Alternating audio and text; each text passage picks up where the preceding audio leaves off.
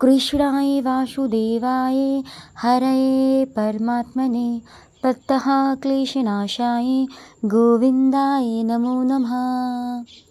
नमस्कार भक्तों, आप सभी का स्वागत है आपके अपने चैनल व्रत कथा में। भगवान श्री हरि विष्णु और माता लक्ष्मी की असीम कृपा आप सभी पर बने रहे। कल हमने वैशाख मास के पहले अध्याय में इस पवित्र महीने के महत्व और जल की महिमा को सुना। आज हम इस भक्ति यात्रा को आगे बढ़ाते हुए वैशाख मास के द्वितीय अध्याय में प्रवेश कर रहे हैं। भक्तों, पहला अध्याय सुनने के बाद कल कई लोगों ने कमेंट में जय श्री राधे यह देखकर मन बहुत प्रसन्न हुआ। आज का अध्याय और विशेष है क्योंकि इसमें हम जानेंगे कि कैसे एक छोटा सा पुण्य बड़े से बड़े पाप को नष्ट कर देता है। लेकिन कथा शुरू करने से पहले आइए हम सब मिलकर विघ्नहर्ता मंगलकर्ता भगवान श्री गणेश जी का स्मरण करते हैं। भक्तों, गणेश जी की महिमा अपार है। प्रथम पूजनीय होने के साथ साथ वे भक्तों के संकटों को हरने वाले भी हैं। आइए आज सुनते हैं श्री गणेश जी की एक मार्मिक कथा जो हमें सिखाती है कि प्रभु की भक्ति में ऊंच नीच का भेद नहीं होता। एक समय की बात है, भगवान गणेश जी के पास एक निर्धन और वृद्ध बुढ़िया रहा करती थी। वह अंधी थी और अत्यंत गरीब थी। गरीबी में जीवन व्यतीत कर रही थी, लेकिन उसकी भक्ति में कोई कमी नहीं थी। वह प्रतिदिन टूटे फूटे शब्दों में ही सही लेकिन गणेश जी का नाम जपती। उसकी निष्काम भक्ति से प्रसन्न होकर एक दिन भगवान गणेश स्वयं उसके सामने प्रकट हुए। गणेश जी को अपने पास पाकर बुढ़िया की आंखों से आंसू बहने लगे। श्री गणेश जी ने कहा, हे मैया, मैं तुम्हारी भक्ति से अत्यंत प्रसन्न हूँ। तुम मुझे कोई भी एक वरदान मांग लो, जो भी तुम चाहो वह पूरा होगा। लेकिन वह वृद्धा इतनी भोली और सीधी थी कि वह कुछ समझ ना पाई कि क्या मांगूं। उसने कहा, हे प्रभु, मुझे मांगना नहीं आता, आप मुझे थोड़ा समय दे दो, मैं अपने बेटी बहू से पूछ कर आती हूँ। गणेश जी ने मुस्कुराए और कहा, ठीक है मैया, तुम पूछ कर आओ। बुढ़िया अपने घर में गई और बेटी बहू से पूछा। बेटी कहने लगी, माँ, तुम गणेश जी से बहुत सारा धन और महल मांग लो। बहू ने कहा, अरे नहीं, धन दौलत तो खत्म हो सकती है। तुम गणेश जी से एक पोता मांग लो जिससे हमारा वंश चले। बुढ़िया फिर दुविधा में पड़ गई। वह गणेश जी के पास गई और हाथ जोड़कर बोली, प्रभु, बेटा धन मांगता है, बहू पोता मांगती है, मैं क्या मांगूं? मैं तो अंधी हूँ, मुझे ये सब दिखाई भी नहीं देता। गणेश जी ने बुढ़िया की सरल भक्ति को और उसकी आंखें की पीड़ा देखा। भगवान श्री गणेश अंतर्यामी हैं। उन्होंने मुस्कुराकर बुढ़िया को एक ऐसा आशीर्वाद दिया जिससे उसकी सभी समस्याएं एक साथ हल हो गईं। गणेश जी ने कहा, मैया, मैं तुम्हें आशीर्वाद देता हूँ कि तुम 9 करोड़ की माया, पोता और अपनी आँखों की रोशनी एक साथ प्राप्त करोगी। क्षण भर में ही श्री गणेश जी की कृपा से उस बुढ़िया की आँखें ठीक हो गई। उसे एक सुंदर और स्वस्थ पोता प्राप्त हुआ और उसका घर धन धान्य से भर गया। वह बुढ़िया आजीवन गणेश जी की सेवा करती रही। भक्तों, यह हमें कथा सिखाती है कि भगवान गणेश अपने भक्तों की हर इच्छा को पूरा करते हैं। वास्ते हमारी भक्ति सच्ची और निस्वार्थ है। भगवान के लिए कुछ भी असंभव नहीं। वे एक अंधी बुढ़िया को न केवल आंखें बल्कि वंश का वैभव सब कुछ दे सकते हैं। तो आइए इसी श्रद्धा भाव के साथ भगवान गणेश और लक्ष्मी नारायण का नाम लेकर हम वैशाख मास के द्वितीय अध्याय का पाठ प्रारंभ करेंगे। तो मित्रों, कल हमने सुनी थी सिलबिल्ले भगवान की कथा, जिसमें हमने ज़मींदार की पुत्री की पूरी कहानी का श्रवण किया था। अब हम श्रवण करेंगे राजकुमारी जो कि राजा की पुत्री थी। अब उनकी कथा का हम यहाँ प्रारंभ करेंगे। कथा प्रारंभ होती है। एक थी राजकुमारी और दूसरी थी जमींदारी की पुत्री। दोनों में मित्रता थी। एक दिन जब राजा के यहाँ भाव भगत प्रेमी महात्मा आए, राजा स्वयं संत सेवी थे। उनके यह महात्मा जन आते ही रहते थे। महात्माओं का कार्य ही होता रहता था। निरंतर अपने प्रभु की सेवा और सुमिरन में मग्न रहने लगे।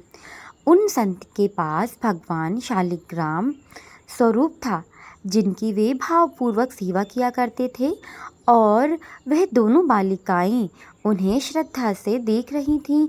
उनके मन में आया, ऐसे ही हम ठाकुर जी की सेवा करेंगे।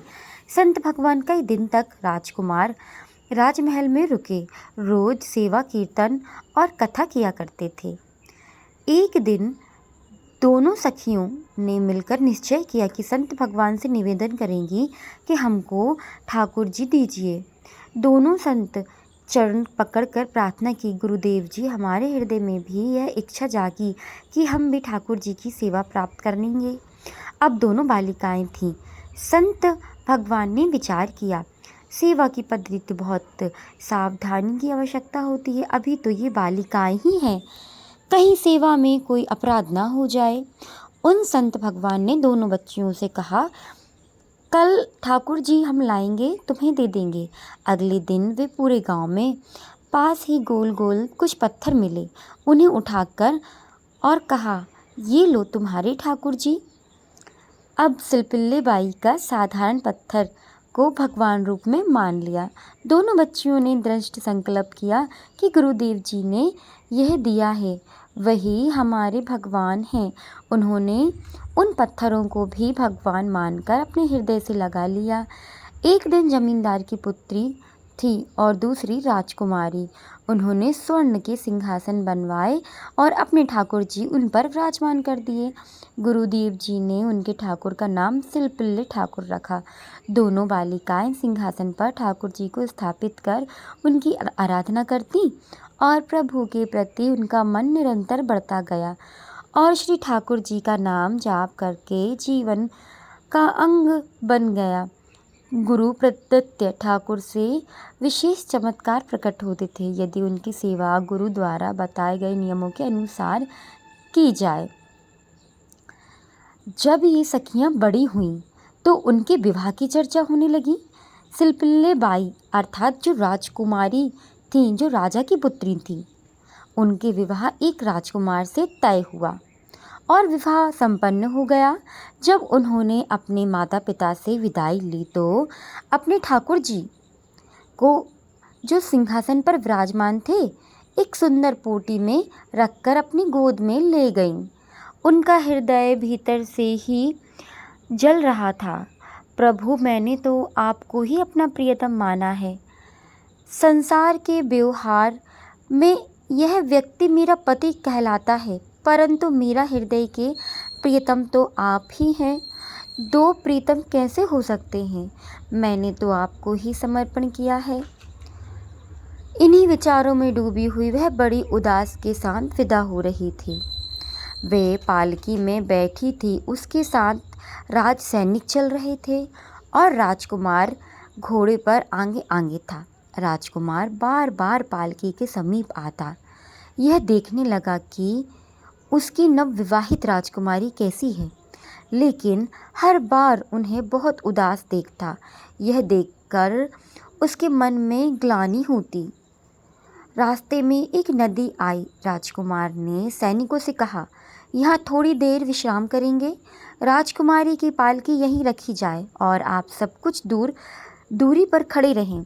राजकुमार सिलपिल्ले बाई से बात करना चाहती थी, परंतु वह ना तो उसकी ओर देखती, ना ही कोई उत्तर देती। वह अत्यंत सुंदर थी।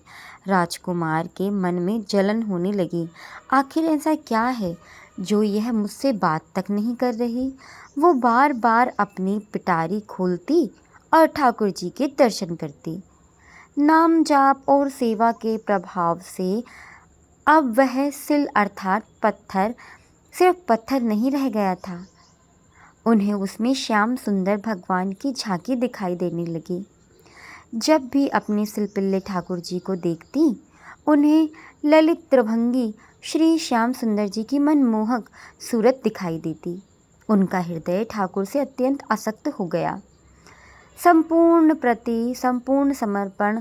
अब राजकुमार समझ गया कि सिलपिल्ले बाई और उनके बीच जो दूरी है उसका कारण कहीं यह पिटारी तो नहीं जो राजकुमारी की गोद में रखी है।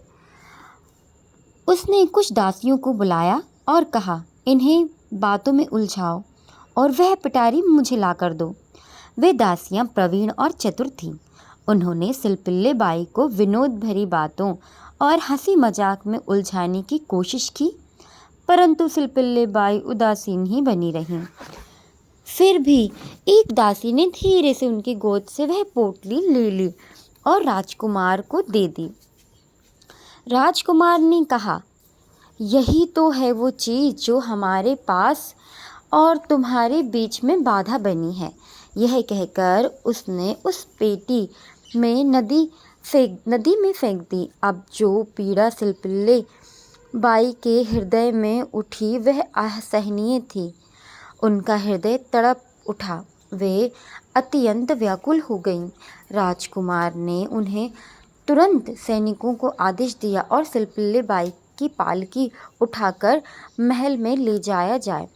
महल पहुंचकर सिलपिल्ले बाई, यदि मेरे ठाकुर जी नहीं आए तो मैं भी नहीं। मैं आज से अन्न जल त्याग करती हूँ। यदि ठाकुर जी मेरे समीप नहीं होंगे तो मैं अपने प्राण त्याग दूंगी। आज से एक बूंद पानी भी नहीं लूँगी। कैसे लूँ? मैंने तो हर निवाला अपने ठाकुर जी को भोग लगाकर ही ग्रहण किया है और अब मेरे ठाकुर जी को नदी में फेंक दिया। यह मेरे लिए असहनीय है। अब राजकुमार भयभीत हो गया। पूरा महल इस विषाद से भर गया कि यदि नवविवाहित नवीन राजकुमारी ने प्राण त्याग दिए तो लोग समाज में क्या कहेंगे? सब यही कहेंगे कि नई राजकुमारी ससुराल गई और वहाँ के लोग इतने निर्दयी निकले। ऐसा निर्दयी राजकुमार ससुराल गई और वहाँ के लोगों ने निर्दयी व्यवहार किया कि उसने प्राण ही त्याग दिए। राजकुमार को बड़ी ही ग्लानि हुई। वह सिलपिल्ले बाई के सामने घुटनों पर आ गए और बोला, मैं आपको दुखी नहीं करना चाहता था, लेकिन मैं आपको छोड़ना भी नहीं सकता। कृपया आप ही कोई उपाय बताएं जिससे आप मुस्कुरा दें, प्रसन्न हो जाएं। सिलपिल्ले बाई ने शांत किंतु दुष्ट स्वर से कहा, हम अपने ठाकुर जी के बिना जीवित नहीं रह सकते। यदि आप हमें जीवित देखना चाहते हैं तो हमारे ठाकुर जी को वापस लाकर दीजिए। अब ठाकुर जी को तो नदी में फेंक दिया गया था, वे कैसे वापस आते? फिर भी राजकुमार अपने पारिवारिक जनों के साथ उस नदी के तट पर गया। वहां पहुंचकर उसने सिलपिल्ले बाई से कहा, तुम्हें ठाकुर से जितना प्रेम है, यदि सच में वैसा ही प्रेम ठाकुर जी को भी तुमसे है तो मुझे उसका प्रमाण दो। यदि वह सच्चा प्रेम करते हैं और तुम मुझे उनका प्रमाण दिखा दो तो मैं जीवन भर तुम्हारी आज्ञा में रहूँगा, तुम्हारी सेविकाई करूँगा। सिलपिल्ली बाई ने शांत स्वर में कहा, अच्छा तो तुम यह देखना चाहते हो कि मेरे ठाकुर मुझसे कितना प्रेम करते हैं। उसने अपने दोनों हाथ आकाश की ओर फैलाए और आर्त भाव से पुकार उठी, हे गोविंद, आपके बिना मैं जीवित नहीं रह सकती। यदि आप सचमुच मेरे प्रियतम हैं तो मेरे प्रकट होकर मुझे अपने दर्शन दीजिए। उनकी यह प्रार्थना हृदय की गहराई से निकली थी। उनके शब्दों में समर्पण था, वेदना थी और प्रगाढ़ प्रेम था। और तभी नदी के जल से एक दिव्य प्रकाश प्रकट हुआ। उस प्रकाश में सिंहासन सहित सिलपिल्ले ठाकुर जी प्रकट हुए और आकाश मार्ग से उड़ते हुए सीधे सिलपिल्ले बाई की छाती से आकर चिपक गए। यह चमत्कारी दृश्य देखकर सारा परिवार, राजकुमार और वहां उपस्थित सभी लोग स्तंभ रह गए। राजकुमारी की आंखों से आंसू बहने लगे। वह सिलपिल्ले बाई के चरणों में झुक गया और बोला, अब मुझे समझ आ गया, मैं जीवन भर आपकी आज्ञा में रहूँगा। जैसा आप कहेंगी वैसा ही करूँगा। मैंने आज सच्चा प्रेम और सच्चे प्रभु को देखा। तो भक्तों, गुरुवाणी और गुरु द्वारा प्रदत्त उपासना पद्धति पर श्रद्धा और निष्ठा से चलने पर निश्चित रूप से सिद्धि प्राप्त होती है। हमें अपनी भक्ति निष्ठा को इतना दृढ़ बनाना चाहिए कि जिस मंत्र, जिस उपासना और जिस ठाकुर जी को गुरुदेव ने हमें सौंपा है वही हमारे लिए पूर्ण सत्य है। गुरु कृपा से प्राप्त वह ठाकुर ही हमारे आराध्य, हमारे प्राण और हमारे जीवन का आधार बन जाए, यही सच्ची भक्ति है। श्री हित प्रेमंद गोविंद शरण जी के महाराज जी के चरणों में हमारा नमन।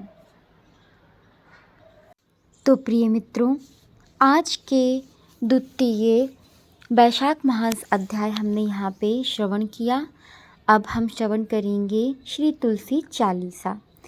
जय जय तुलसी भागवती सत्य सुखदाई, नमो नमो हरि प्रियसी श्री वृंदावन गुनी खानी। श्री हरि शीश विराजनी, देहु अमर वर अम्ब, जनहित है वृंदावनी, अब न कहूँ विलम्ब। धन्य धन्य श्री तुलसी माता, महिमा आगम सदा श्रुति गाता। हरि के प्राणहु से तुम प्यारी, हरि ही हेतु कीन्हे तप भारी।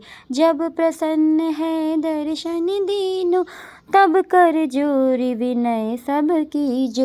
हे भगवंत कांत मम हो, दीन जानि जनि जढ़हु हो। सुनि लक्ष्मी तुलसी की वाणी, दीनो श्राप कध पर आनी। उस आयोग्य वर मांगन हारी, हो विपट तुम जड़ तनु धारी। सुनि तुलसी ही श्रपयो तेहि ठामा, करहु वास तिहु नीच धामा। दियो वचन हरि तब तत्काला, सुनहु सुमुख जन हो विहाला।